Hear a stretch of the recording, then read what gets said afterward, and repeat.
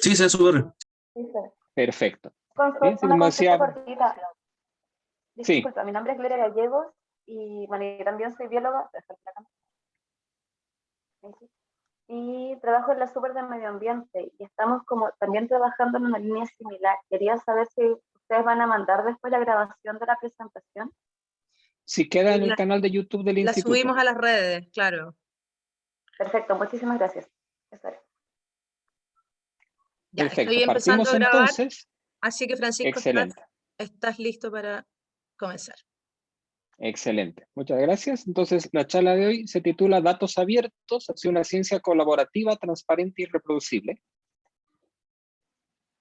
¿Sí? Y voy a partir con algo bastante obvio, ¿sí? Pero que es importante mencionar lo que son los datos en la ciencia, ¿no? Entonces, independientemente de lo que nosotros hagamos dentro de la ciencia, independientemente de cuál sea nuestra disciplina de estudio, nuestra línea de investigación, en ciencia todos usamos datos, ¿no? Y la ciencia se basa en colectar datos, analizar datos e interpretar los resultados que nosotros obtenemos de estos datos para poner a prueba nuestras hipótesis.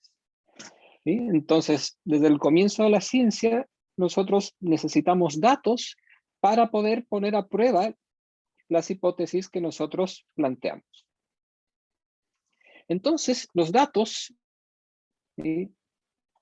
Nosotros sabemos que son valiosos, usualmente son costosos de obtener, y por lo tanto los datos suelen ser celosamente custodiados por quienes los generan. Está este movimiento de los datos abiertos para tratar de cambiar ese paradigma de custodia tan celosa de la información, ya que nuestros datos pueden tener una vida más allá de los papers que nosotros podamos producir con eso. Entonces, normalmente nosotros tenemos esta visión, ¿cierto? ¿No? Vamos como el Gollum, así súper celosos de nuestros preciosos datos y que nadie los mire, que nadie los vea, que nadie los toque, que nadie haga nada con ellos porque son nuestros y nos costaron muchísimo trabajo en generar, ¿no? Pero lo que les voy a mostrar hoy día posiblemente va a cambiar un poco esta percepción, ¿sí? Y nos va a mostrar que el ser transparentes con nuestros datos tiene muchos más beneficios, ¿sí? Que el actuar como el Gollum y guardarnos nuestros datos para nosotros mismos muy celosamente. Entonces, ¿sí? Que voy introduciendo el tema y le pregunto, ¿qué tal si después de publicar nuestros datos y sacar nuestros papers y rendir nuestros proyectos, ¿por qué no hacer públicos nuestros datos? De hecho, actualmente muchas revistas exigen publicar los datos originales junto con el artículo para asegurar la transparencia y la reproducibilidad de la información. ¿Sí? Como todos sabemos, en ciencia las investigaciones tienen que poder ser reproducibles. Entonces, por eso a mí me exigen en los artículos que los métodos vayan suficientemente explicados con el detalle necesario para que otra persona en cualquier otra parte del mundo pueda replicar lo mismo que hice yo y comprobar o refutar mis resultados, ¿no? Entonces, como parte de esa transparencia, ahora es relativamente común, ¿sí? Que se exija mostrar los datos originales junto con el artículo, ¿no? Y que no sea simplemente un acto de fe y de confianza ciega en lo que dice la gente. Esto no es una idea nueva, ¿no? Hay varias revistas que partieron pioneramente con esto hace más de 10 años, pero esto se hizo fuerte a raíz de un escándalo enorme, que fue el escándalo de la Universidad de Duke en el año 2015, ¿no? Y es un caso bien emblemático en esta situación porque se destapó un escándalo de un profesor muy famoso de esa universidad que fue acusado por otros colegas de malas prácticas. Y unos años antes, esta persona y su grupo de investigación publicaron varios papers en las revistas muy top sobre terapia génica para el cáncer que ellos habían desarrollado. Entonces, ellos tenían evidencia supuestamente conclusiva que mostraba que al crear fármacos para el tratamiento del cáncer basados en el genotipo de la persona, la remisión de los tumores era muchísimo mayor que si se aplicaban fármacos genéricos, ¿no? Entonces, tenían información que respaldaba esto y obviamente esos papers se publicaron súper rápido en revistas muy top, comenzó a llamar mucho la atención Y a raíz de eso, la Universidad de Duke implementó un centro de tratamiento del cáncer con esta terapia génica dirigida, y había mucha gente que estaba tratándose bajo esta aproximación ahí, y había gente que trabajaba también en el área y conocía esto, que no estaba muy convencida del tema y que durante mucho tiempo pidió ver los datos y se los negaron, ¿no? Y escribió a las revistas, ¿no? Diciendo que tenían dudas sobre los datos y las revistas tampoco los pescaron. Entonces finalmente terminaron publicando una réplica de la investigación en una revista muy chiquita, ¿sí? Porque todas las revistas grandes les rechazaron el artículo, en que no había un efecto, ¿no? Entonces, cuando salió publicado este artículo, se empezaron a revisar los datos originales de esta gente de la Universidad de Duke, y lo que ha pasado en verdad es que uno de los asistentes de investigación había dado vuelta a una planilla y los datos se analizaron con una columna cambiada, ¿no? Entonces, cuando reanalizaron los datos, en verdad, ese súper patrón que habían encontrado no era tal, ¿no? Y terminaron retractando varios artículos que estaban en revistas tan prestigiosas como el PNAS, The Lancet, Nature Medicine, ¿no? El Journal of Clinical Oncology y el New England Journal of Medicine, ¿no? Entonces fue un escándalo tremendo. La gente que estaba haciéndose el tratamiento en este centro, la Universidad de Duke, demandó a la universidad, ¿no? Entonces fue un problema enorme, ¿sí? Que podía haberse evitado si los datos hubieran estado disponibles junto con los papers en una primera instancia. Entonces, a raíz de esto, ¿sí? Hoy en día muchas revistas exigen que se presenten los datos, y esto ha tenido un efecto bastante positivo, y dentro de todo lo malo que fue esto para la gente de Duke, tuvo un efecto bien positivo en que se lleve a transparentar la información, ¿no? Entonces, en ciencia es importante ser transparente, ¿sí? Nosotros nos basamos en datos, nos basamos en hechos y no en una cuestión de fe y de confianza ciega. Entonces, el abrir los datos asociados a una investigación permite que otras personas puedan reproducir y confirmar o refutar nuestros resultados. Entonces, este es un punto súper importante para el avance de la ciencia, porque un resultado que no se puede reproducir no es 100% confiable, ¿no? Y ahí tenemos que ver también el impacto que tienen estos resultados, ¿sí? Porque si, no sé, por ejemplo, yo digo que el monito del monte tiene una actividad entre las 5 de la mañana y las 7 de la mañana, ¿sí? Y en realidad la actividad parte a las 4 de la mañana y termina a las 6 de la mañana, ¿sí? Yo cometí un error en el artículo, pero no tiene una implicancia mucho más allá de eso, ¿no? A diferencia de un caso como este de la terapia génica dirigida, ¿sí? Que comprometió la salud de un montón de personas que estaban metidas en ese centro de terapia de cáncer, ¿no? Entonces, ahí también es importante que estas cosas que tienen repercusiones mucho más grandes en la sociedad o en la salud de las personas sean totalmente transparentes con sus datos, ¿sí? Que nosotros no juguemos a ese juego de confianza con el lector, decir, bueno, si una revista prestigiosa me publicó los datos, usted tiene la obligación de creer en ellos, ¿no? Sino que es importante ser transparente con lo que uno muestra, ¿no? Y también, si nuestros resultados implican un análisis de datos relativamente complejo, también es una buena práctica dejar disponible el código que usamos para eso, ¿sí? Es un código de R, de MATLAB, de Python, etcétera, ¿no? Y ahí me parece particularmente útil cuando esto se abre en los artículos, porque uno puede también reutilizar ese código para cosas que está haciendo uno, ¿no? Entonces, es una contribución que se hace al conocimiento general. ¿Sí? Todos los que hemos usado código de alguna de estas plataformas alguna vez, ¿sí? Rara vez hemos partido de cero, sino que uno se basa en ideas que la gente deja en los foros en internet, que están en estos libros que se basan en uso de R, por ejemplo, y uno empieza a desarrollar su propio código sobre el código que ya genera otra persona. Entonces, el abrir el código junto con los datos también es súper importante para generar un efecto positivo y multiplicativo en la gente que revisa los datos y revisa los análisis que nosotros estamos planteando.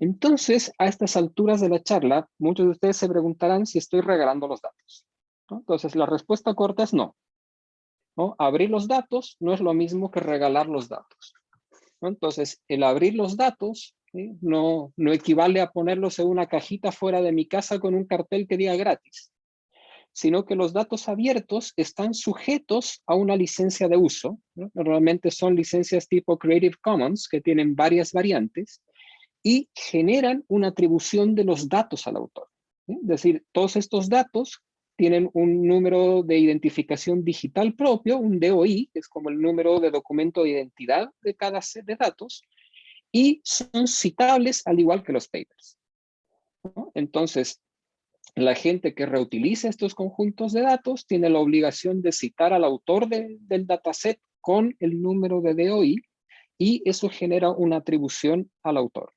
Y estas licencias de tipo Creative Commons tienen varios niveles, ¿no? Entonces son licencias de uso público en la que uno puede plantear algunas restricciones, ¿no? Por ejemplo, que sean de uso público y se den atribución al autor, que es lo más común.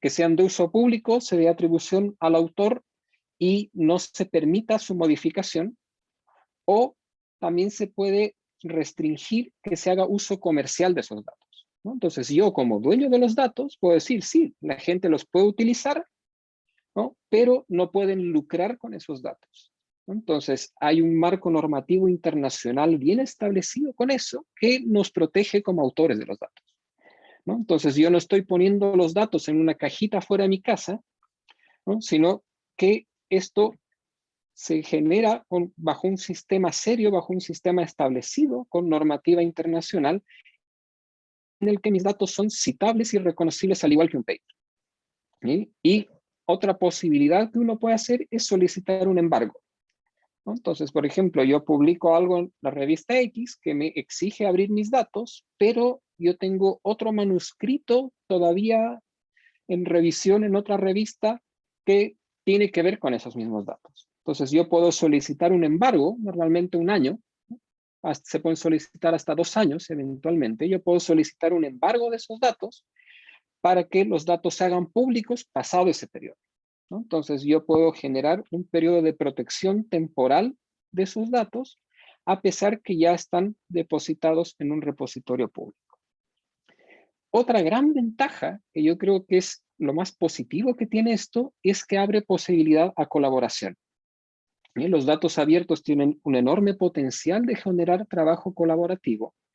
Entonces, gente con intereses similares en todo el mundo, gente que posiblemente nosotros no conocemos y que de otra forma no hubiéramos estado en contacto, puede encontrar estos sets de datos, los puede reanalizar para contestar otras preguntas, puede integrarlos con otros datos y generar un trabajo de síntesis, como por ejemplo un metaanálisis, y eso contribuye a generar nuevo conocimiento científico. Entonces, posiblemente datos a los que nosotros ya no le vamos a sacar más provecho y ya publicamos todo lo que habíamos pensado publicar con ellos, pueden ser sumamente útiles para otra gente que tiene otras ideas distintas a las nuestras y que puede utilizar estos datos para generar nuevo conocimiento, y esto suele generar redes de colaboración muy productivas, ¿no? Entonces, uno publica los datos, es contactado por otra persona que tiene interés de trabajar con esos datos, dice, yo trabajo en esto, dice, mira, a mí también me interesa esto, y se genera una sinergia, se genera un efecto positivo y favorece estas redes de trabajo, ¿no? Entonces, el tener toda esa información abierta es súper útil porque tiene un efecto multiplicador enorme. Pero ahora muchas revistas, ¿no?, entre ellas revistas prestigiosas como Ecology, tienen una categoría que se llama Data Papers, ¿no?, en que publican sets de datos, ¿no? Entonces, en la revista se publica una página con el resumen de lo que se trata y todo lo demás queda online en la revista, y uno tiene ahí todos los datos y uno abre los datos a la gente, y la cantidad de trabajos que se pueden producir con esos conjuntos de datos son enormes, ¿sí? Entonces, si yo tuviera esos mismos datos guardaditos en el cajón de mi escritorio, ¿sí?, o quizás compartidos con los estudiantes de mi laboratorio, podríamos hacer algo, pero el efecto que tiene de abrirlos a toda la gente potencialmente interesada es realmente enorme. Los datos abiertos se basan en los principios FAIR, ¿sí? Que noten el juego de palabras, que FAIR en inglés significa justo, ¿no? Equitativo.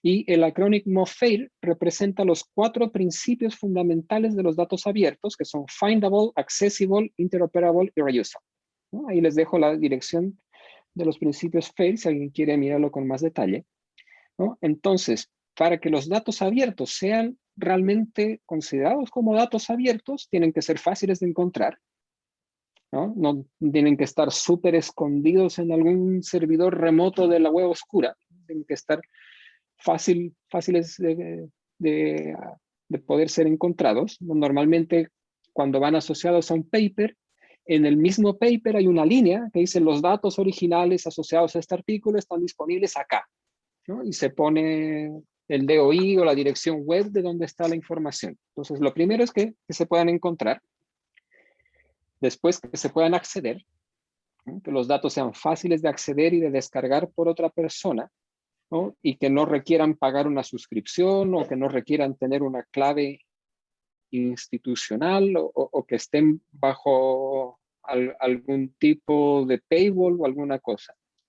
Después, que sean interoperables, es decir, que yo los pueda trabajar con otros datos de otro lado en un lenguaje relativamente común, ¿no? Y yo pueda construir sobre esos datos una cosa más grande, ¿no? Y que sean reusables, ¿no? Pero si cumplimos las 3 condiciones anteriores, normalmente cumplimos la cuarta también, ¿no? Entonces, esas son las 4 condiciones de los datos abiertos en base a los principios FAIR.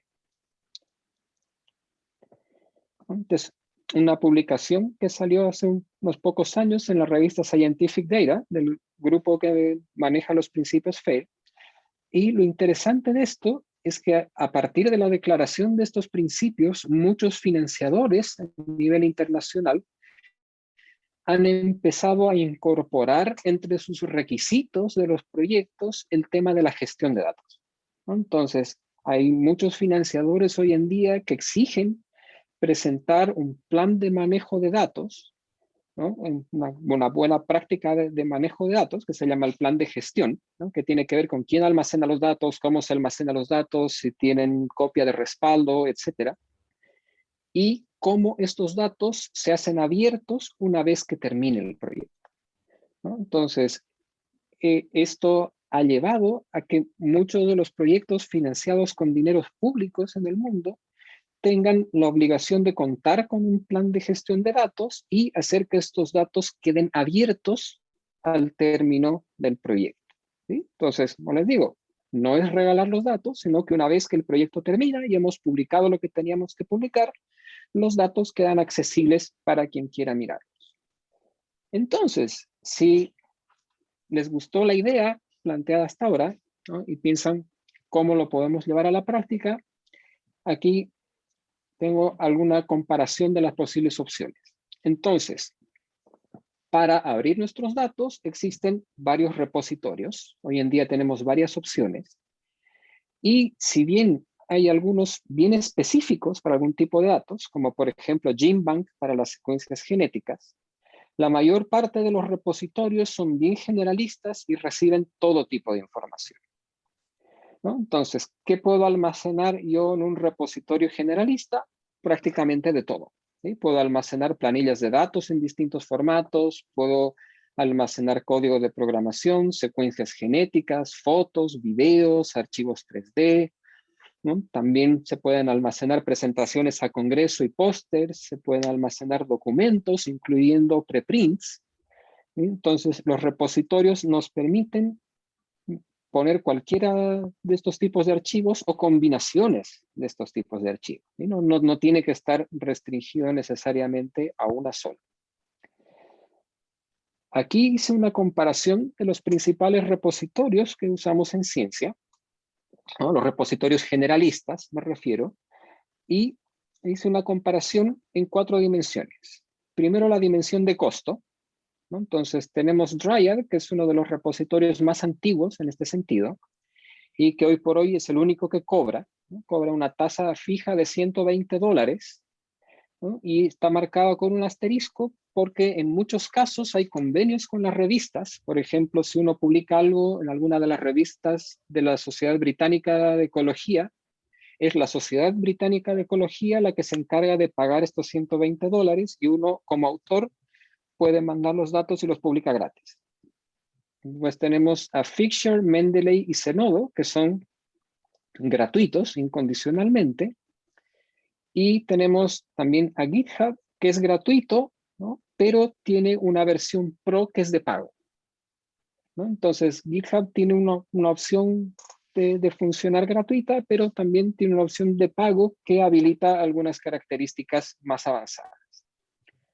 Otra cosa importante es que generen DOI, ¿sí? Que generen este número de identificación digital, que es como la cédula de identidad de cada set de datos, y todos ellos lo generan, ¿sí? La única observación acá es que GitHub no genera sus propios DOI, sino que se generan mediante Zenodo, ¿sí? Pero en la práctica da exactamente lo mismo. Todos pueden generar DOI. Después tenemos la integración, ¿sí? Que es la posibilidad de conectar repositorios distintos para compartir la información.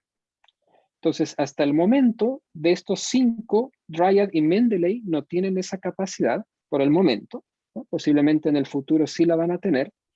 Y Figshare, Zenodo y GitHub sí tienen esa capacidad, ¿no? Entonces, yo puedo tener información de un proyecto almacenada en GitHub y la puedo compartir con un repositorio en Figshare automáticamente, por ejemplo.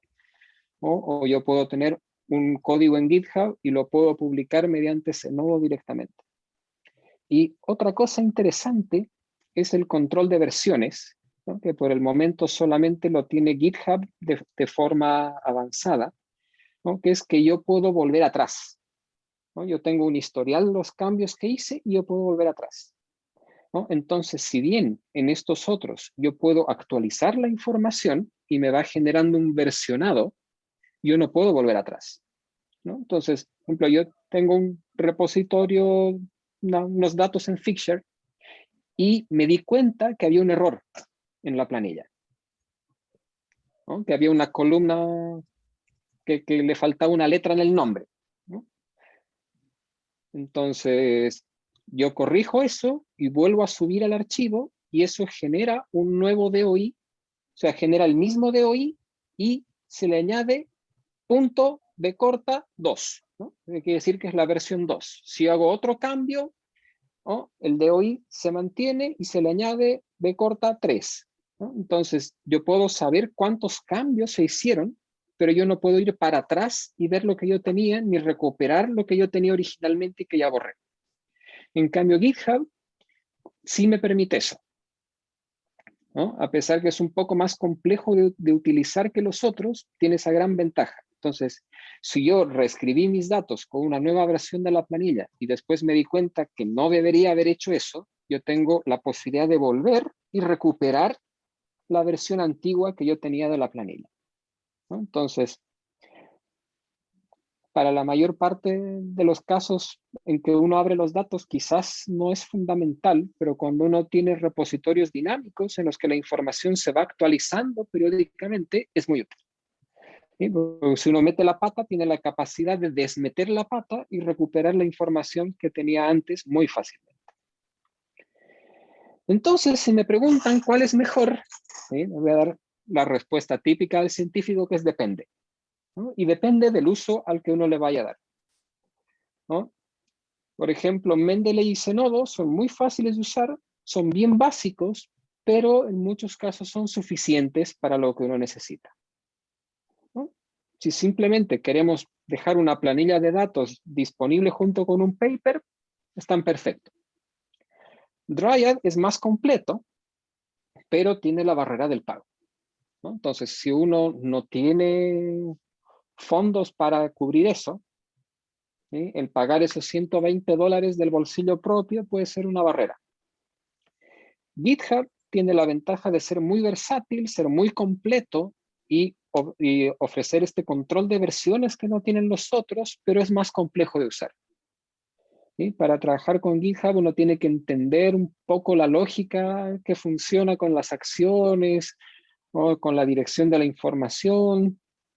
Entonces puede ser un poquito más enredado y personalmente yo creo que la mejor alternativa hoy por hoy es Figshare, que es gratis, es fácil de usar y es completo, ¿no? Entonces como que reúne lo mejor de los anteriores con excepción del control de versión. Bien, ¿cómo se ve un repositorio? Entonces aquí les voy a poner un ejemplo de un repositorio de uno de mis trabajos que está en Figshare. Y cuando uno entra con el DOI, ¿no? Lo pueden ver aquí abajo, ¿no? Uno entra con el DOI a Internet, la página abre esto. Entonces, tengo aquí un botón para citar que me despliega una ventanita emergente con la forma en que yo debo citar el set de datos. Tengo acá un botón para descargar los archivos que van asociados en este repositorio, ¿no? Tengo un botón de compartir, ¿no? Que es como el que tiene cualquier aplicación que tenemos en el celular, que permite compartir el enlace por correo, por WhatsApp, por Telegram, etc. Yo lo puedo incorporar dentro de una página web o lo puedo añadir a una colección. Por ejemplo, si estoy haciendo mi tesis doctoral en estudios de frugivoría, yo puedo ir recolectando sets de datos de frugivoría con ese botón Collect.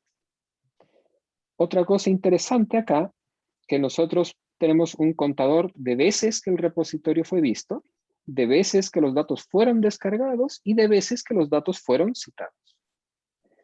Y como todos estos repositorios tienen asociado un número de DOI, también podemos tener estas rueditas de los altmetrics, ¿no? Que son estas métricas alternativas a las citas que miden el impacto como social que tiene algún trabajo, ¿sí? Una publicación o un set de datos en función a la cantidad de veces que es compartido en Twitter, a la cantidad de veces que es compartido en Facebook, si salen noticias, si salen blogs, si salen documentos de políticas públicas, que son normalmente cosas que no capturan las citas que nosotros tenemos en Web of Science, en Simago o en Scopus, ¿sí?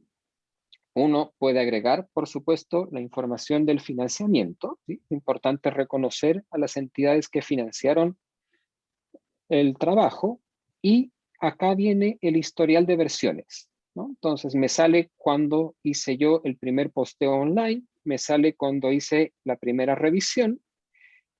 Aquí uno puede poner un link al paper de esos datos y aquí en el de hoy, o verán como hice una revisión, después del de hoy me aparece punto B corta 1.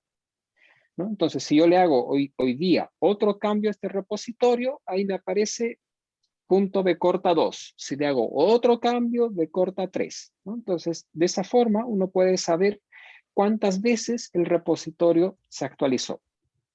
Entonces, otra cosa importante de estos repositorios es que estos garantizan la permanencia de esta información en el tiempo, ¿no? Porque uno podría decir, bueno, pero yo puedo colgar este mismo archivo en mi cuenta de Dropbox o en mi Google Drive y generar el enlace y ponerlo.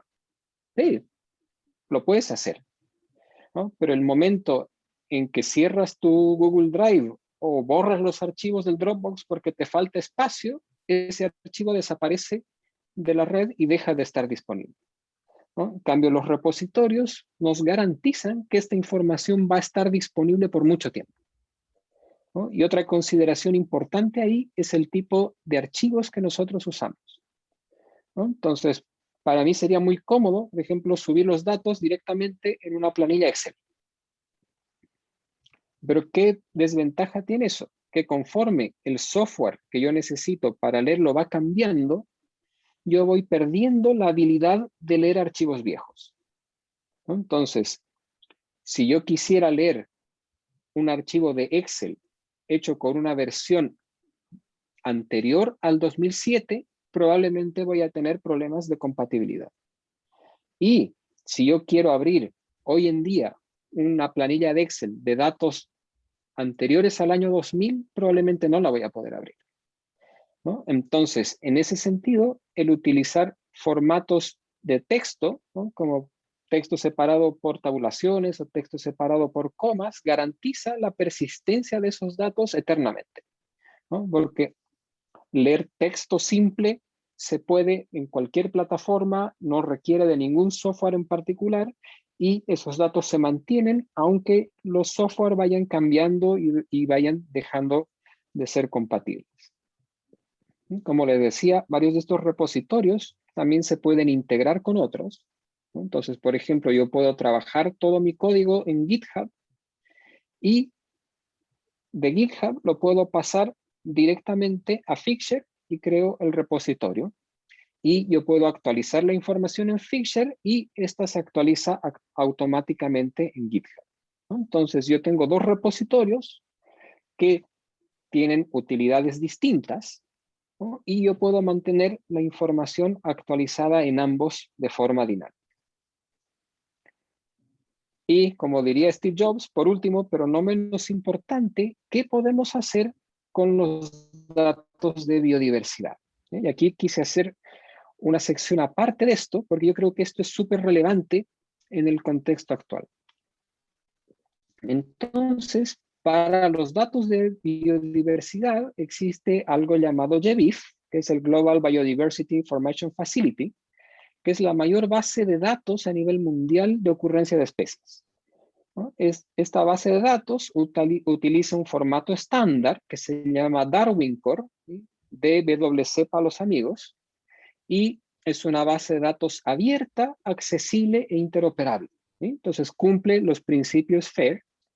Para el momento que terminé este PowerPoint, ¿sí? Había esta cantidad de ocurrencias, ¿sí? Habían 1.671 millones y algo de ocurrencias en el mundo que las podemos ver en este mapa, ¿sí? Entonces, hay lugares más muestreados en el mundo como Europa, hay lugares menos muestreados como África, hay lugares sin datos como Rusia, ¿no? Que no es que no produzcan datos, sino que hay temas políticos respecto a cómo se comparten los datos y hay muchos datos del sistema terrestre, pero como pueden ver también hay muchos datos del sistema acuático, ¿no? Entonces, esta es una gran base de datos que va incorporando toda esta información de ocurrencia de especies, ¿no? Y la información que está publicada en GBIF puede ser consultada y descargada por cualquier persona o institución libre de pago.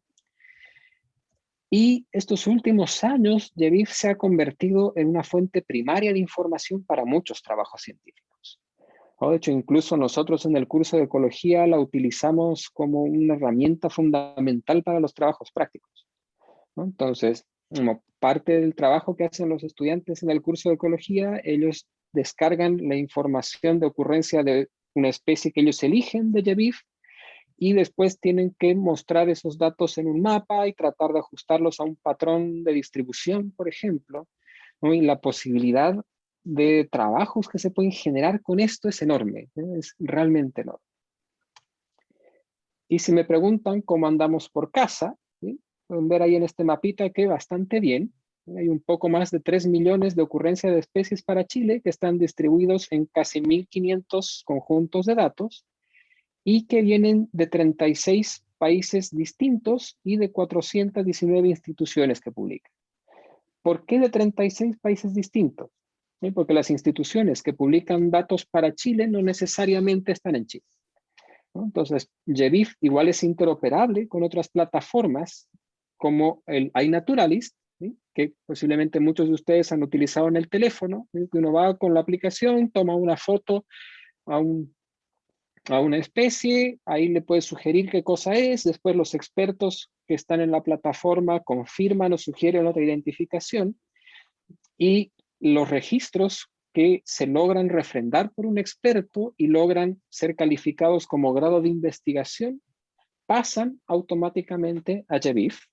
Lo mismo pasa con la plataforma eBird, ¿sí? Que tiene la misma lógica, pero está pensada solamente en aves, ¿sí? Y que muchos de los observadores de aves la conocen y la utilizan, ¿no? Entonces van registrando las aves que avistan y una vez que se confirman los registros, estos registros pasan a formar también parte de la colección de datos de GBIF, ¿no? Entonces tenemos una buena cantidad de datos, ¿no? Obviamente con una mayor concentración en la zona central, ¿no? Por razones obvias. Mientras más nos vamos al sur, al norte o a las islas, la cantidad de registros disminuye. como es esperable por los esfuerzos de muestreo y por la concentración de donde trabaja la gente, pero tenemos una cobertura bastante buena comparado a lo que tienen muchos países de Latinoamérica, ¿no? Y particularmente comparado a países de Centroamérica, la diferencia es mucha, ¿no? Porque hay lugares donde todavía falta mucho por desarrollar en datos abiertos. Y respecto a los conjuntos de datos que hay publicados desde Chile, ¿sí? Bueno, tenemos el gran orgullo de haber contribuido con dos de los datasets más grandes, ¿sí? Tenemos el de las abejas silvestres de Chile, que es un dataset de casi 36.000 registros de la colección de la universidad, y un dataset de visitantes florales, ¿sí? Que tiene como 12.000 registros. El Ministerio de Medio Ambiente es la entidad que principalmente sube registros a GBIF, ¿no? Pero actualmente hay mucho interés y ha crecido mucho el interés de distintas universidades de poner disponibles en GBIF muchos datos de sus colecciones científicas, como por ejemplo los herbarios, ¿no? Entonces, antes uno tenía que visitar el herbario, tenía que pasarse varios días revisando las muestras, tenía que mirar la letra microscópica de las etiquetas de cada muestra, ir anotando cada una a mano. Hoy en día, toda esa información de cuándo se colectó, dónde se colectó y qué especies hay, está toda concentrada en GBIF, ¿no? Entonces, obviamente, esto no reemplaza la inspección visual de las colecciones, en muchos casos, pero constituye una ayuda enorme, ¿no? Una ayuda enorme de tener estos datos abiertos a la gente en cualquier parte del mundo. Entonces, quizás se preguntarán, ¿por qué en este caso yo utilizaría GBIF y no un repositorio como Figshare o Dryad? Entonces, en este caso particular, los datos de biodiversidad son muchísimo más útiles puestos en GBIF, dado que estos se juntan con el resto de los datos y permiten generar datasets integrados, permiten generar mapas temáticos y hacer análisis avanzados. Entonces, por ejemplo, si pensamos en este conjunto de datos de las abejas silvestres de Chile, aquí nosotros tenemos información de 167 especies. Pero ¿qué tal si hay alguien que le interese hacer una prospección y un modelamiento solamente del abejorro Bombus dalbomi, ¿no? Entonces, cuando busquen GBIF Bombus dalbomi, van a aparecer los registros de ese set de datos, van a aparecer los registros del otro set de datos y van a aparecer los registros de todos los demás sets de datos que yo tenga. Entonces, si yo no tuviera repositorios, yo tendría que andar buscando repositorio por repositorio donde se menciona a Bombus dalbomi. Yo tendría que descargarme todas las planillas de esos repositorios, filtrar una por una dónde está la especie y unir todo eso en una planilla. Estando eso integrado en GBIF, yo busco Bombus dalbomi, me arroja todas las ocurrencias y yo puedo descargar ese set de datos como una planilla, ¿no? Y sale toda la información ordenada y además ese set de datos que yo descargo va asociado a un número de OI propio. Entonces, cuando en mi publicación yo cito ese número de DOI de GBIF, GBIF automáticamente hace la atribución de esa información a la gente que generó esos datos, ¿no? Entonces, posiblemente los datos de biodiversidad que yo utilicé para hacer ese artículo de Bombus dalbomi vienen de 10 o 15 datasets distintos. Entonces, al utilizar ese DOI que me arroja el sistema, esos 15 datasets quedan automáticamente reconocidos. Y al igual que los repositorios generalistas, cada set de datos en GBIF entrega la información de cuántas veces fue visto, de cuántas veces fue descargado y cuántas veces fue citado. Entonces, si pensamos en un trabajo a escala global, por ejemplo, o reunir toda esa información manualmente nos tomaría años, ¿no? Si yo la tengo integrada en GBIF, me toma apenas unos minutos. Y bueno, ya pasando el tiempo, ya voy cerrando con un par de consideraciones finales, ¿sí? Entonces, hay una pregunta que a mí me quita el sueño todavía, que es si deberíamos priorizar los papers abiertos o los datos abiertos. El 1 de enero de este año entró en vigencia el Plan S, que es una iniciativa mayormente europea, aunque hay otros países como Singapur que están acogidos a ella, que busca el acceso libre a todas las publicaciones hechas con fondos públicos de los países adherentes, ¿no? Entonces tiene una lógica bastante cierta. Dice, bueno, si los impuestos de la gente son los que financian estas investigaciones, ¿por qué la gente tiene que pagarle a una editorial para acceder a esa información, a esa publicación, ¿no? Entonces, hace bastante sentido y a raíz de esto, los países adherentes al Plan S, ¿no?, tienen que tener todo lo que se publique con fondos públicos de acceso libre, ¿no? Y recientemente la ANID publicó una política similar, pero con una diferencia clave, que es donde yo creo que está la piedra en el zapato. Mientras el Plan S plantea que son las universidades o las agencias de financiamiento las que se hacen cargo de pagar el costo de publicación de esos artículos, en nuestro caso local, la ANID le echa toda la responsabilidad al investigador, ¿no? Entonces, bajo la lógica de si te estoy dando plata de proyecto, paga de ahí, ¿sí? Ponen toda la mochila de pagar estos costos de publicación, lo que se llama APC, ¿no?, los Article Processing Charges, en el investigador. Entonces, si pensamos que muchas veces las publicaciones salen después que se termina el proyecto, en realidad termina siendo el investigador el que paga por publicar estos papers de su propio bolsillo.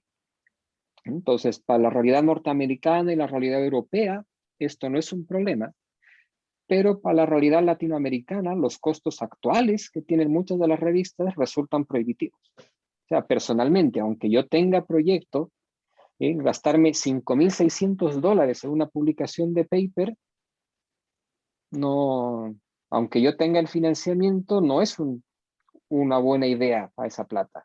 Con esos $5,600 yo beco un estudiante de magíster completo por un año, por ejemplo, o financio una campaña de terreno entera. Entonces, para la escala de nuestros financiamientos, yo creo que no es muy realista esto, y también todo este tema del Plan S ha generado un negocio editorial enorme, ¿no? Pero eso es motivo de discusión para otra instancia, quizás. Entonces, yo creo, ¿no?, es una opinión bien personal, que si bien es importante tener acceso a las publicaciones, yo creo que el énfasis debería estar dado en los datos, ¿no? Porque la publicación ya es el producto cocinado y terminado, ¿no? Entonces, está bien que la publicación sea abierta, pero yo creo que es más importante a estas alturas promover que los datos sean abiertos, ¿no? Ya esto es norma también en muchos países, ¿sí? En Estados Unidos, la Unión Europea ya es norma que todos los datos que se toman con financiamiento público deben quedar como datos abiertos al término del proyecto, ¿no? Entonces, esto hace que los datos abiertos generen transparencia de esta información y puedan generar una mayor ciencia. Entonces, si yo como ciudadano de a pie quiero saber qué hicieron los científicos con esa información que generaron con la plata de mis impuestos, los datos abiertos están ahí, ¿no? Entonces, hay varias iniciativas para hacer esto, pero ha costado un poco arrancar, ¿no? Principalmente porque requiere un cierto nivel de trabajo extra, ¿no? En muchos casos se solicita que la información de biodiversidad que generan los proyectos se suba a GBIF, ¿sí? Pero eso tiene una limitante, que yo tengo que darme el tiempo de poner mis datos en estándar del Darwin. Entonces, si yo no tomé la precaución al inicio del proyecto de colectar mis datos de forma que sigan el estándar, después me toma mucho trabajo tener que transformar los datos a un estándar de Darwin, ¿no? Entonces, eso hace que en muchos casos esta disposición no se cumpla, ¿no? Con el caso de los repositorios genéricos es mucho más fácil. Yo no tengo un criterio estándar de cómo subir mis planillas a un repositorio, ¿no? La única exigencia es que esos datos queden abiertos. Entonces, ahí les dejo la idea para pensar. Y bien, eso era lo que tenía para mostrarles hoy. Muchas gracias por su atención y ahí les dejo mis datos de contacto en caso que quieran saber algo más. Muchas gracias. Muchísimas gracias, Francisco, por esta presentación tan interesante y tan actual. El tema de los datos abiertos es algo que ya todos tenemos que empezar a tener mucho más en consideración. Y dejo el micrófono disponible para quien quiera hacerle alguna pregunta a Francisco. No sé si alguien tiene alguna consulta extra o... Hola, yo tengo una pregunta, ¿me escuchan bien? Sí, hola Sí, Marina. sí. Hola, estoy muy contenta y muy agradecida por la charla del doctor. Encuentro que es muy clara, concisa, precisa y con experiencia propia, así que yo muy agradecida. Yo soy bióloga de profesión, trabajo acá en la Universidad de Concepción, en el Museo de Zoología de la Universidad de Concepción. Así que era justo lo que quería escuchar y he estado tomando nota muy atenta. Quería hacerle la siguiente pregunta, doctor Francisco Fonturbel. Quería Dígame, María. consultarle cuál es su visión, más bien como crítica, en el sentido como que queda por desafío en torno a las instituciones, ya sean museos privados o museos del gobierno, a generar estas bases de datos abiertas y también estar trabajándolas continuamente, porque bien decía usted, de repente puede haber un error involuntario, pero hay que también tomarlo en consideración, que es la calidad informativa asociada a los ejemplares. Eso por una parte, y lo otro es que si usted trabaja con algún museo allá en su institución, cuál ha sido su experiencia, su visión. Por ahí va mi consulta.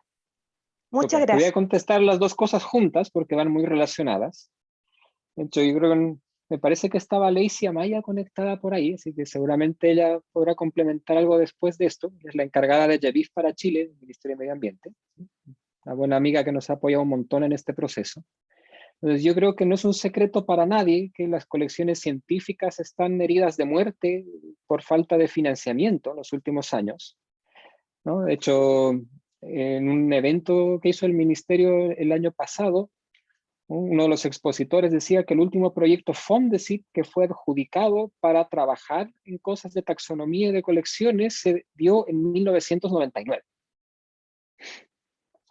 Imagínense, yo todavía estaba cursando el pregrado en ese tiempo y de eso han pasado, voy a decir cuántos años, ¿sí?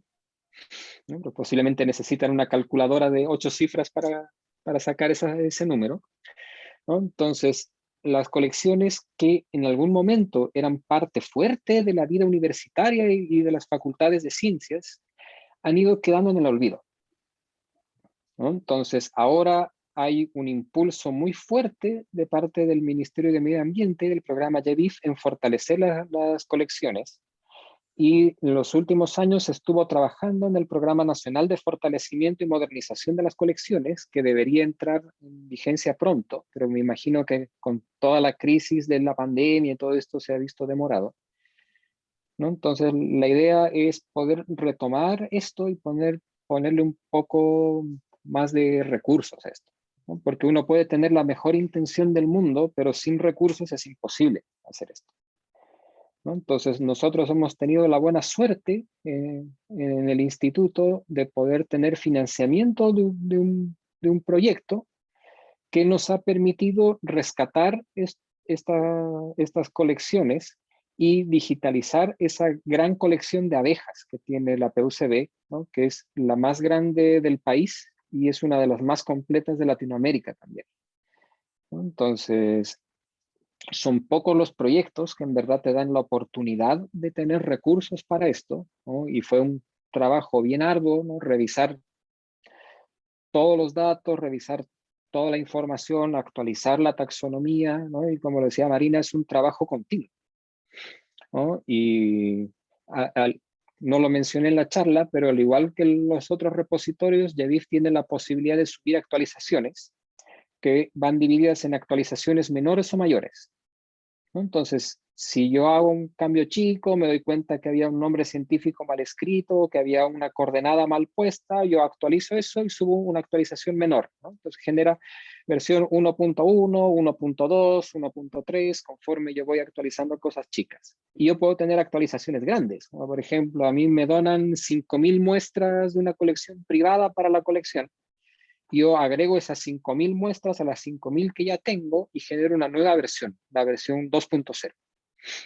Entonces, este es un proceso que va en mejora constante, pero requiere de recursos, ¿no? Y requiere que nosotros podamos captar fuentes de financiamiento de afuera, pero también requiere que las propias instituciones estén dispuestas a financiar esto, ¿no? Entonces, gracias al trabajo que hicimos con las abejas el año pasado, este año logramos que la universidad contratara a una persona a media jornada para empezar a digitalizar el herbario, ¿no? Y es un trabajo que estamos llevando ahora a cabo con mucha dificultad, dado que por la cuarentena no se puede acceder a la colección físicamente, ¿no? Pero ya teníamos un primer levantamiento de información que se hizo para indexar el herbario a este índice internacional que hay, ¿no? Entonces estamos trabajando de eso, sobre esa base para ponerla ya en estándar Darwin Core, y la idea es hacer eso con todas las colecciones de la universidad. Bien, no sé si con eso respondo a tu pregunta, Marina. Sí, claro, o sea, me pone muy feliz a pesar de que estamos distanciados geográficamente, somos otra institución diferente, pero me pone muy feliz escuchar la iniciativa que están tomando referente al manejo de la colección que tienen y también a la calidad informativa y también en la perspectiva de tener abiertos los datos. Me pone muy feliz y vuelvo a decir que agradecí en la charla porque justamente es importante que se entienda qué significa una licencia asociada a los datos, qué implica la práctica y a nivel como de atribuciones o fortalecimiento del currículum vitae de los investigadores haciendo este tipo de trabajo. Me pone muy contenta y vuelvo a decir muchas gracias, doctor Fonturbel, fue muy esclarecedor todo y ojalá que sea muy difundido su charla porque creo que aquí va a aclararse muchas dudas que tiene la gente respecto a este tipo de datos y a los datos abiertos. Muchas gracias. Te quedo Muchas muy claro. gracias, Marina. Muchas gracias. Y aprovecho de comentarles, sí, que recientemente adquirimos un equipo de fotografía especial, y cuando pase la cuarentena y podamos volver a entrar a la colección, tenemos un proyecto de mediano plazo de fotografiar toda la colección de abejas, ¿no? Entonces, pero sacarle buenas fotografías, ¿no? Fotografías que puedan ser analizadas con un software de imagen y que puedan reemplazar eventualmente el hacer mediciones sobre los mismos bichos, ¿no? Tener unas imágenes de muy, muy alta calidad que puedan ser utilizadas para ese fin. Hay una mano levantada. Gloria Sí, Gallegos tiene Gloria una pregunta. Gallegos. Hola, mucho gusto, muchas gracias por la charla. Tengo una duda, por ejemplo, efectivamente ya, la base que se está usando es la de Darwin Core, ¿verdad? Así es. Entonces, y esa es una base de datos principalmente de ocurrencia, pero ustedes tienen alguna experiencia o han visto que se puedan levantar datos de diferentes muestreos y en esta base de datos de Darwin Core se puede incorporar esa información, por ejemplo, no sé, asociado a estaciones de muestreo en diferentes sitios, con diferentes periodicidades, para que no sea tan solo de ocurrencia, sino que más bien pueda asociarse a los muestreos que se hacen tanto en investigación como en la parte privada asociada a proyectos de inversión. Y por supuesto, hay que aclarar que Darwin Core es el estándar, ¿sí? JBIF es la base de datos y Darwin Core es el estándar, ¿no? Y Darwin Core te permite hacer todo eso. Entonces, por ejemplo, tú tienes un montón de otros campos que puedes utilizar para esa información, ¿no? Darwin Core tiene como 146 campos, de los cuales unos pocos son obligatorios, ¿no? Uno no tiene que llenar los 146 campos, pero tú puedes reportar ahí lo que encontraste en diferentes temporadas de muestreo, en diferentes lugares, porque tú tienes una columna de fecha, una columna de localización, una columna de proyecto, entonces todo eso se puede reportar con el estándar. ¿no? Y es súper fácil. Y otra ventaja que tiene Darwin Core, que nosotros tenemos el estándar base, pero también tenemos la posibilidad de crear extensiones, ¿no? Que son campos que no están por defecto en Darwin Core, pero uno siguiendo la lógica de Darwin Core puede crear extensiones, ¿no? Entonces, por ejemplo, si yo fui a campo y además de tomar los datos, yo tomé, por ejemplo, medidas morfológicas de los individuos, ¿no? Entonces, yo los individuos los pesé, los medí, los sexé y tengo toda esa información. El estándar básico de Darwin Core no tiene campos para meter esas medidas, pero yo puedo crear una extensión de Darwin Core donde yo puedo meter esas medidas y agregar eso a la información, ¿no? Entonces, sí, por demás que el estándar es suficientemente flexible para todo eso, ¿no? Y de hecho, en GEVIF Chile hay algunas consultoras que están empezando a publicar la información de sus trabajos. Hay una iniciativa grande de Nicolás Robachilo y la empresa que él tiene, y ellos han estado subiendo información a GEVIF. Ok, No sé si muchas con eso contesto tu pregunta, Gloria. gracias. Súper. Si hay alguna consulta más.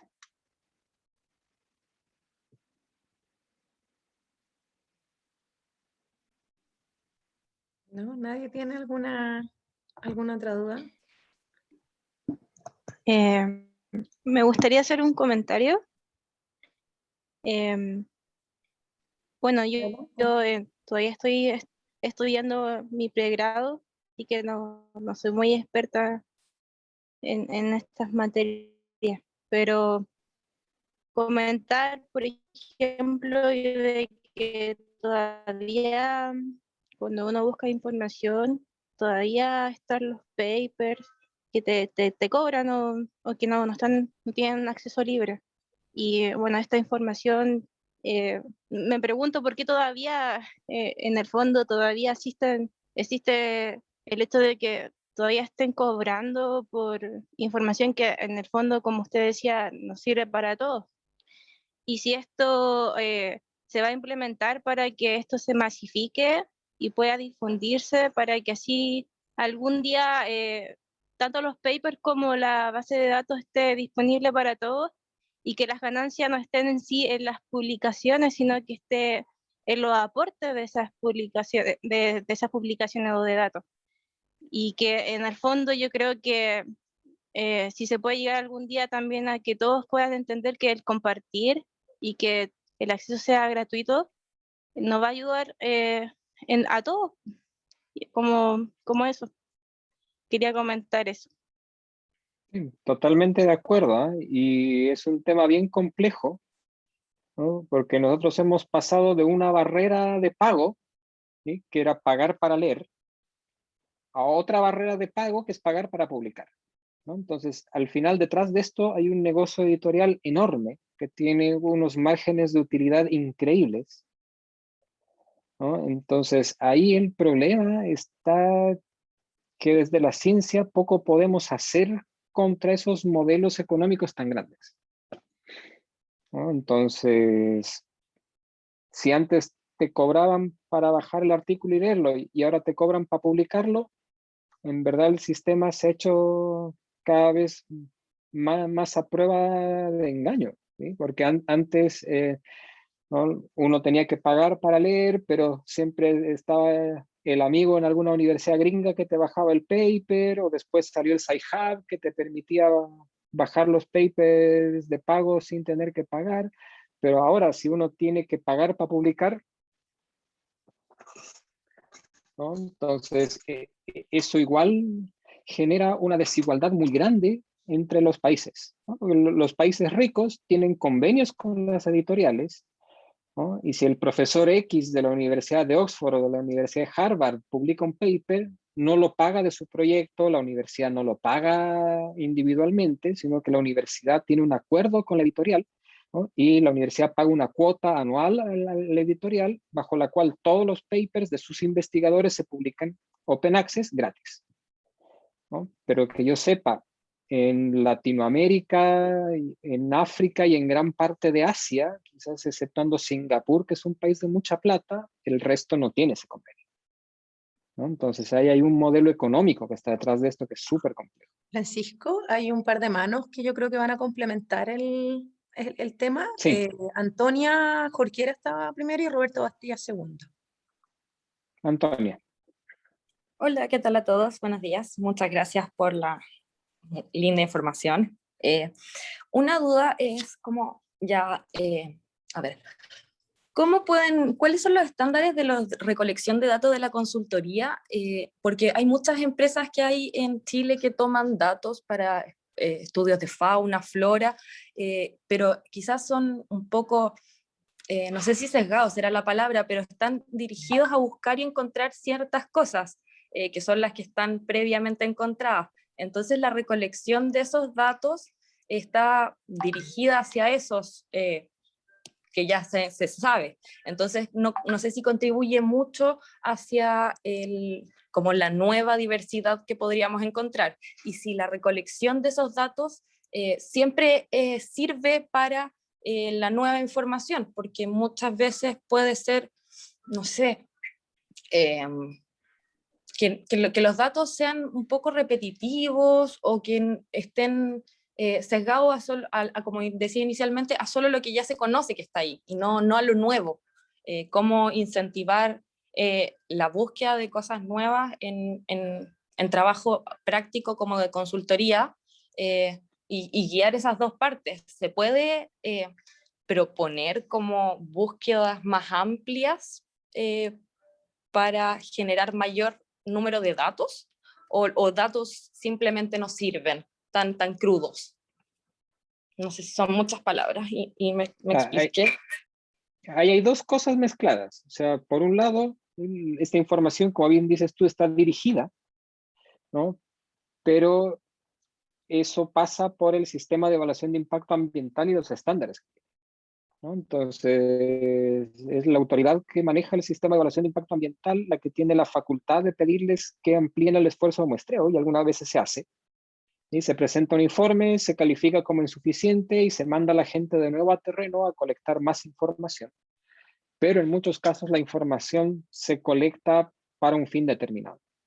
Pero yo creo que en estos casos en particular no hay información inútil ni información redundante, porque todas esas ocurrencias, ¿sí?, aunque sean de la misma especie, no importa, ¿sí?, se juntan en la base de datos, por ejemplo en JBIF, y te permiten hacer modelaciones, ¿no? Entonces, si la consultora fue a ver Octodondeus durante 10 años en 20 lugares distintos en una zona minera, ¿no?, aunque sea el mismo Octodondeus que ellos registran, porque es lo único que les interesa registrar, tú tienes una serie de tiempo de 10 años con un montón de sitios donde tienes esa especie, ¿no? Entonces después tú puedes hacer análisis científicos muy interesantes con eso, y probablemente uno como científico nunca va a tener un proyecto con tanta plata como para levantar esa información como lo hace una consultora, ¿no? Entonces, no, podría ser mejor, pero yo creo que igual esos aportes son importantes, al igual que son los aportes que vienen de ciencia ciudadana, como por ejemplo los de iNaturalist o eBirth,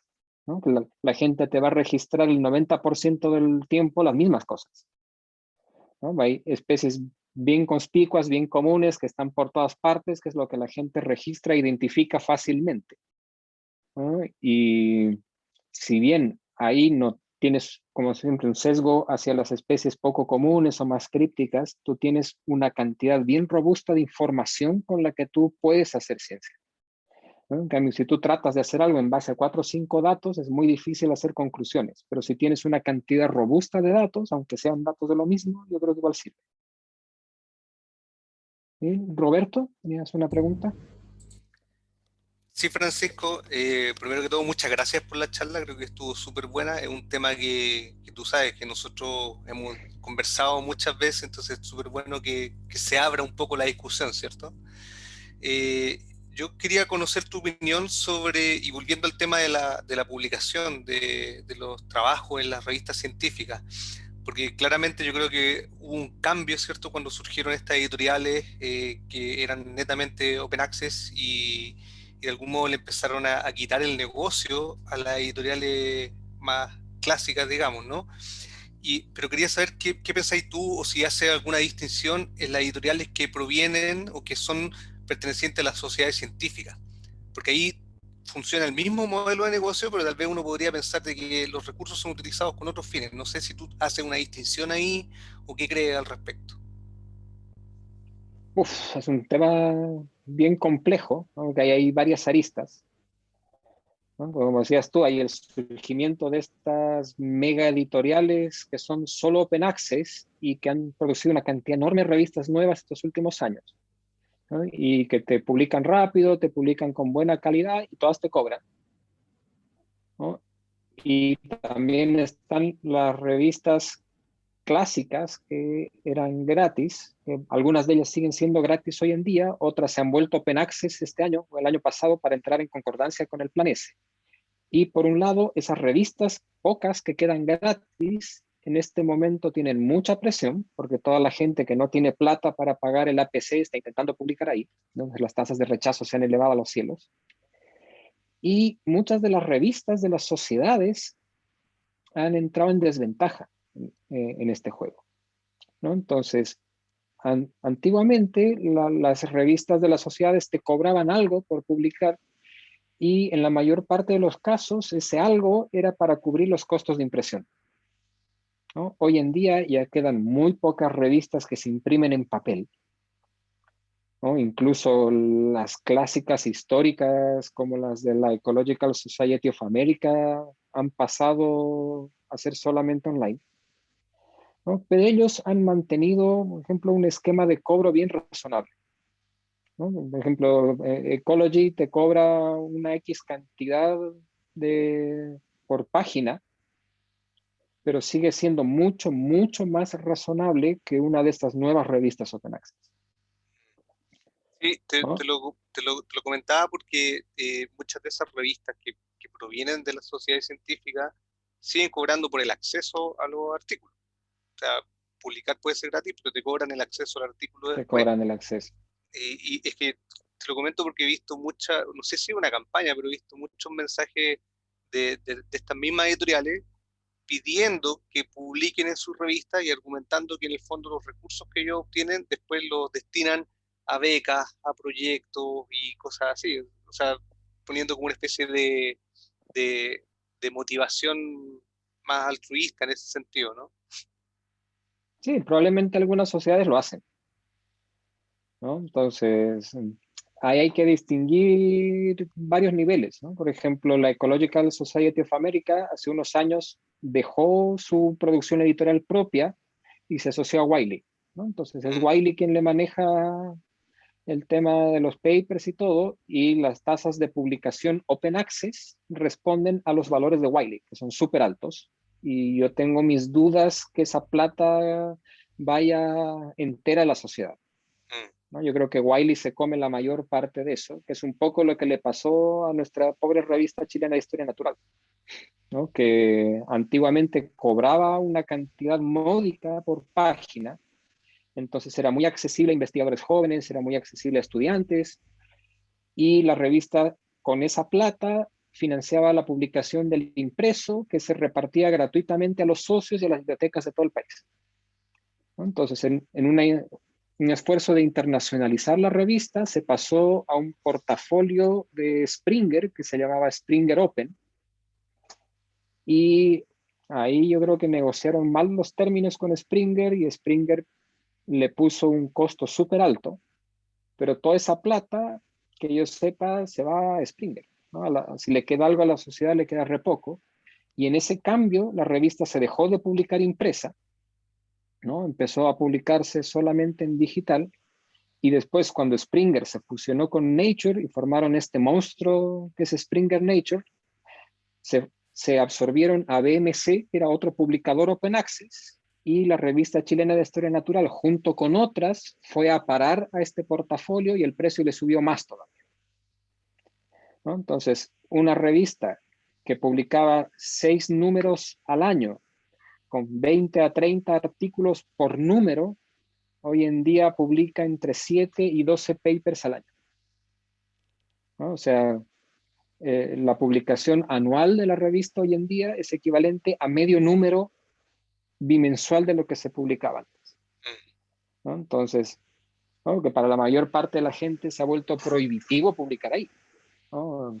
Es una cantidad enorme de dinero para publicar ahí, ¿no? Pero como siempre, la desgracia de uno es el beneficio de otro. Eso ha impulsado otras revistas nacionales como Guyana y Guyana Botánica, por ejemplo, ¿no? Que las tiene la Universidad de Concepción y que igual tienen un cobro por página que es bien razonable, pero esas revistas quedan open access, ¿no? Entonces, ahí hay varias dimensiones, ¿no? Las Sí, pues, revistas de Guyana quedan open access.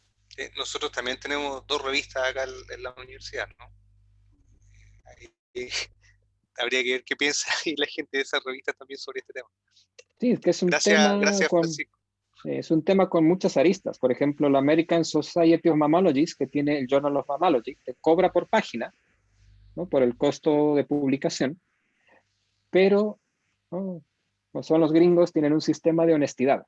Entonces tú dices si puedes pagar todo, si puedes pagar parte o no puedes pagar nada. Y el momento en que te llegan las pruebas de imprenta, tienes un formulario que llenas cuánto puedes pagar, ¿no? Y finalmente tú pagas lo que puedas pagar.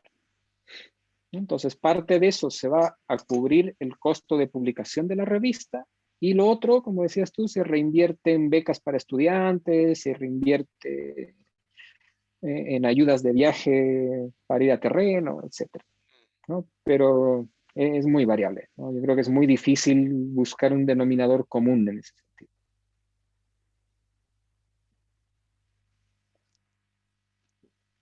Si tenemos alguna pregunta más, unos minutillos todavía.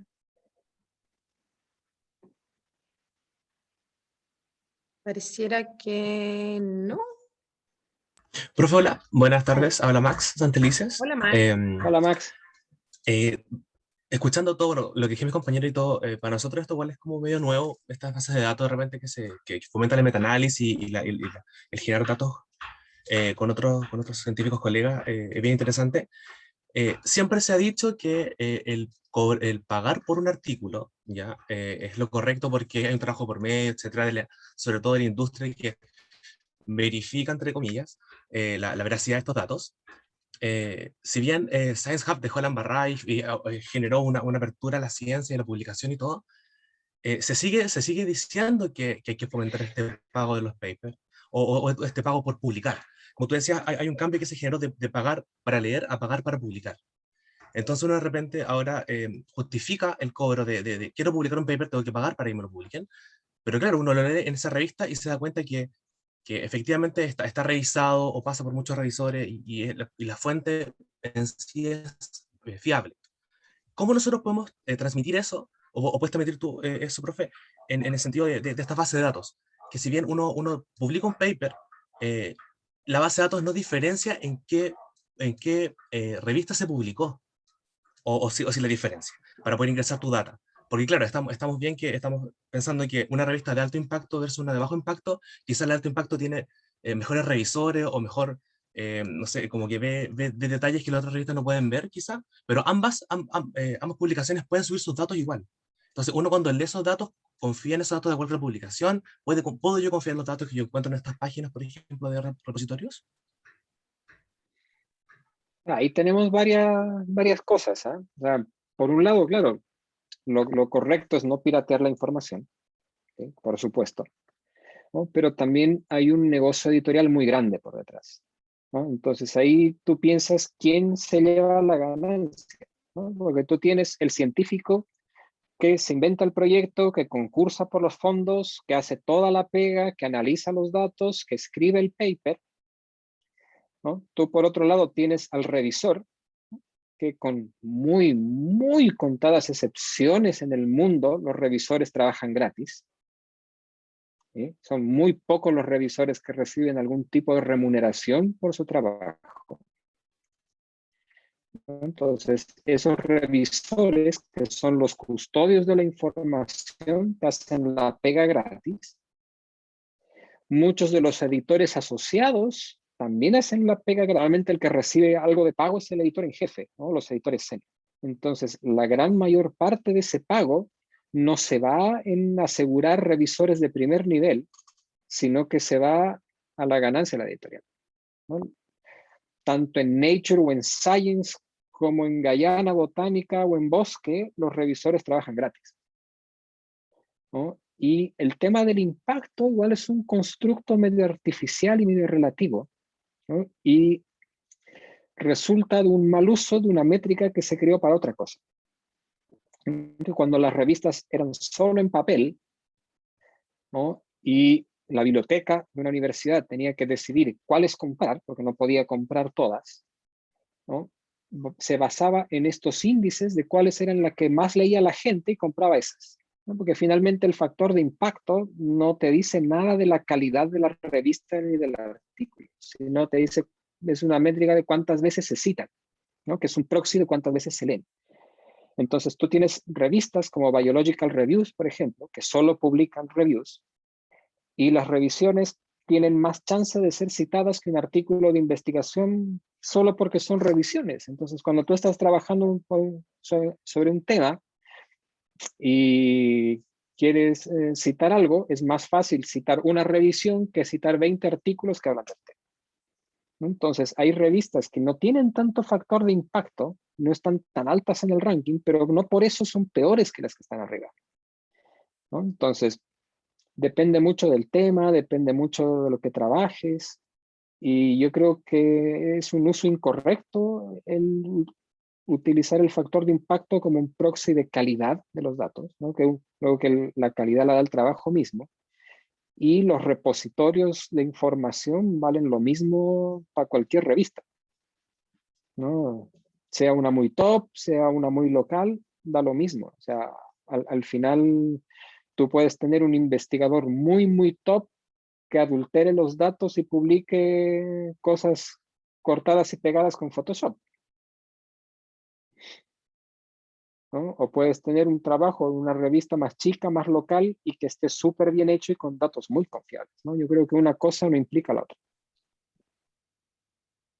Sí, profe, completamente de acuerdo con usted. Nada que decir. Lo que pasa es que hoy en día la ciencia antigua, por así decirla, te promueve, o las mismas revistas de impacto alto te invitan a pensar así.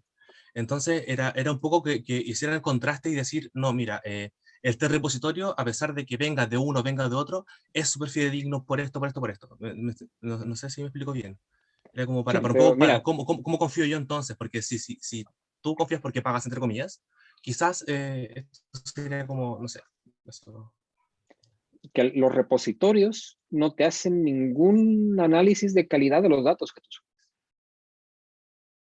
¿no? Los datos están ahí, y si la persona que los subió datos incorrectos, ¿sí? El repositorio no tiene cómo saberlo. Lo que pasa es que normalmente tú tienes ahí un tema de prestigio del investigador, ¿no? Pues si tú como investigador te demuestran que tú manipulaste los datos, que tú publicaste datos falsos, eso tu carrera se acaba,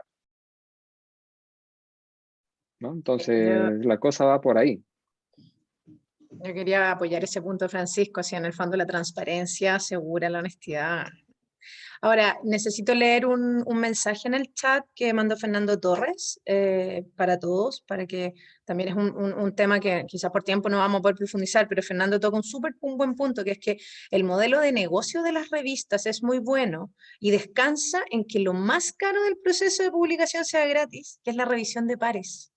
Acuérdense, todos los investigadores rara vez cobran por ello, por revisar los artículos. Esto del hacer las revisiones de los artículos, uno pasa tiempo y le pone mucho empeño en mejorar los artículos científicos de otros investigadores, y eso es la parte que hay que fomentar esta discusión, como dice Fernando, porque unos ganan mucho gracias al trabajo gratis de otros. Eso también hay que tener en mente. Sí, que era un poco lo que yo decía, Gracias, que los Fernando. revisores con muy pocas excepciones trabajan gratis y son los que hacen la mayor parte de la pega, Sí. ¿no? Y los editores asociados, en su gran mayoría, también trabajan gratis, ¿no? Entonces, es un modelo de negocio bien perverso, ¿no? Como bien lo decía Fernando, ¿no? Porque tú tienes al científico que produce la información gratis, tú tienes al que revisa la calidad de información, que trabaja gratis, al que conecta los dos, que es el editor asociado, que trabaja gratis, ¿no? A veces incluso el editor en jefe es ad honorem, ¿no? Pero tienes una editorial que te cobra $3,600 por publicarte el paper,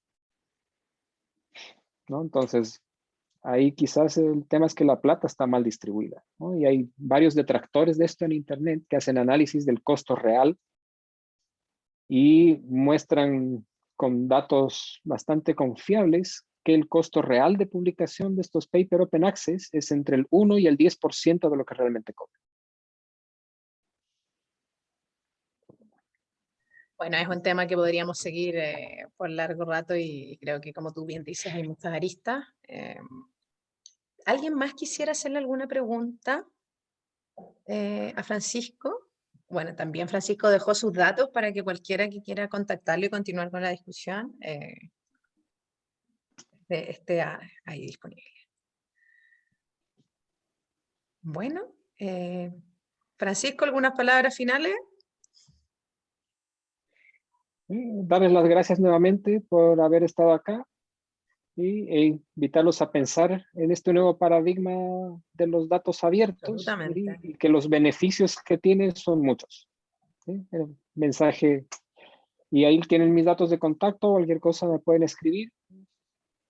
Excelente. Y muchas gracias nuevamente. Gracias. Muchas gracias a todos los asistentes para la charla de este día. Los esperamos para las próximas que vengan, que van a ser anunciadas con su tiempo.